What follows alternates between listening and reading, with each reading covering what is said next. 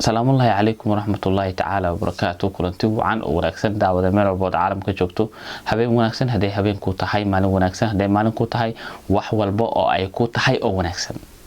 waa maskiinkii Ibralaki halka adiga daawanaysidna waa Ibralaki official ama Ibrahim official labada channel ba ay daawade maxaan ku sidaa caawa waxaan ku sidaa muuqaalkii hore ahaa hay Steven kadib hal muuqaal ayaa ka dambeeyay muuqaal kale ma aan soo galin waxaan ku mashquulay shaqooyin kale iyo problemo kale ayaan xalinayay alxamdulillah dib ayay ugu soo xalismeen hawlahaygii dhamaan waxaan ku sidaa caawa muuqaalkii ahaa ha isdhiibin qaybtiisii labaad hadii aad guul dareysato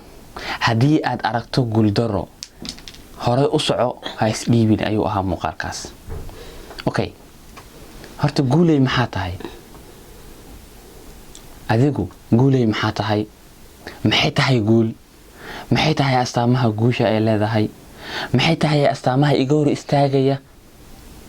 inaan guuleysto maxaa ii diidaya inaan noqdo qof guuleysto maxaa ii diidaya inaan noqdo milyaneerka adduunka qofka hortaagan ma lahan inaan noqoto madaxweynaha adduunka qofka hortaagan ma lahan inaan noqoto qofka adduunka ugu caansan qofka hortaagan ma lahan inaan noqoto qofka adduunka ugu aqoon-yahan san oo cilmi loo raadsado qofka hortaagan ma lahan inaan noqoto dalabarka ugu fiican ee gaari wadista qofka hortaagan ma lahan inaan noqoto caalamka meel walba ay joogto waxa aad jeceshahay wax walba niyadaada ku jiro wax walba aad rajaynayso inaad noqoto qofka hortaagan ma lahan fahansantahay qof ka hortaagan ma laha laakiinse wadadaasi markaad maraysid ayay leedahay dhibaatooyin badan hadafkaaga ama ujeedkaaga ayaa la yiraahdaa guul meesha aad rabtid markaa gaartid ayaa la yiraahdaa guul guushu haddaan kuu micneeyo waa ujeedo ama hadaf aad adigu leedahay oo aad hiigsanayso guushu waa wado aad ku socotid aad fiirinaysid buurtaas dheer gadaasheed guri ku yaalo haddaan tago waxa ii yaala lacag laakiinse sideen ku tagayaa guushu waxay leedahay astaamo waxay leedahay sababo kaa hor istaagi kara hamigaaga oo guuldaro kuu geen doona wadadaas markaa martid waxay ku geen doontaa guuldaro waa lagu sheegaa wax lagaa qarinaya ma ahan wax nafsadaada ka qarsan ma ahan wax hamiga noloshaada ka qarsoon ma ahan waxaa maqlaysaa qof wuxuu ku leeyahay anigu waxaan ma samayn karo culays bay igu yihiin laakiinse inaan heerkaas gaarana waan rabaa farqi isku dhow maaha ma rabtaa inaad guulaysato ma rabtaa horumar inaad gaarto ma rabtaa inaad noqoto milyaneerka Soomaaliya ugu taajirsan ma rabtaa nin nafsadiisa guul weyn ka gaaray inaad noqoto ma jeceshahay inaad noqoto qof adduun weynaha dhan ay hoos yimaadaan ma ka go'an tahay adigu haday jawaabtaadu haa tahay astaamahan ila dhegeyso astaamaha guusha hadii aad astaamahan sida ay yihiin u raacdid waxaan rajaynayaa in hadafkaaga iyo yoolkaaga aad gaari doontid ogow astaamaha markii lagu yiraahdo waa jaranjaro dabaqa jaranjaradiisa koowaad anoo korin tiisa labaad lugteeda ma gaarayso sababtaas ayaa keenaysa in ay dad badan fashilmaan sababtaas ayaa keenaysa in ay dad badan ay dhaqaajin waayaan hadafkooda ujeedkooda ilaa iyo hadda la rafanayaan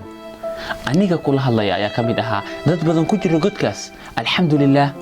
hadda waan ka kabsoomay hadda waan soo kabtay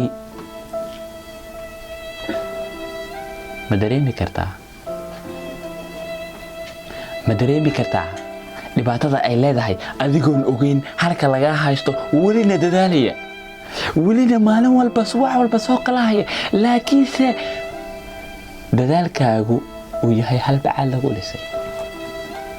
ma jeceshahay inaad guulaysato wax weyn ma ahan wax weyn kaama hortaagnaa astaamaha kow waxa ka ah kalsooni kalsoonidu maxay tahay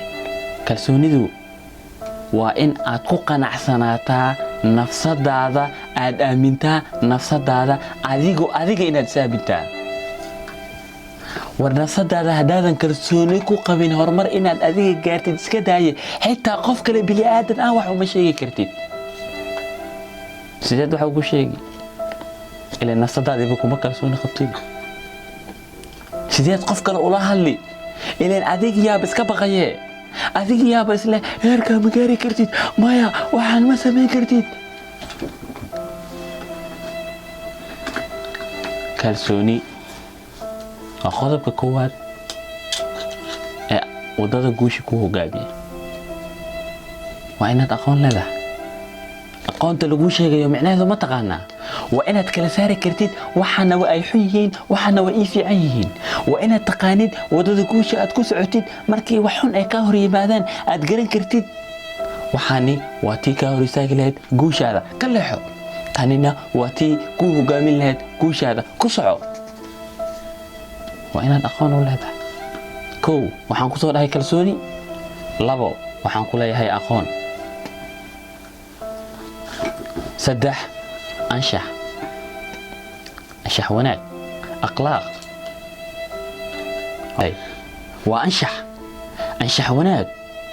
waa inaad akhlaaq leedahay waa inaad tahay qof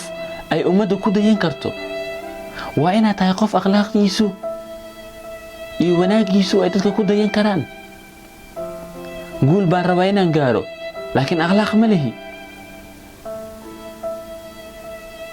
yaa markaad iskuuladka dhigan jirtay macallimiinta iskuulka waxay ku dhihi jiray ma xasuusataa yaa maamaha carabta lagu soo qaadan jiray alcilmu bilaa adab ashajar bilaa thamar cilmi aan akhlaaq lahayn waa geed bilaa miro ah guul aan akhlaaq lahayn waxaa ka roon guul darro maxaa yeelay hadafkii aad lahayd waa gaartay aqoontii waa soo dhammaysay jaamacaddii waa soo dhammaysay waxaa lagu keenay xafiiskii shaqeeyaa lagu yidhi bilaa akhlaaq baa tahay xafiiskaas ma sii fadhiinaysid guushaada ma sii wadan kartid muuqaalka inuu zaaid u dheeraaday inta qodob hartay muuqaalkeena kale ayaa si wanaagsan usoo duubi doonaa insha allah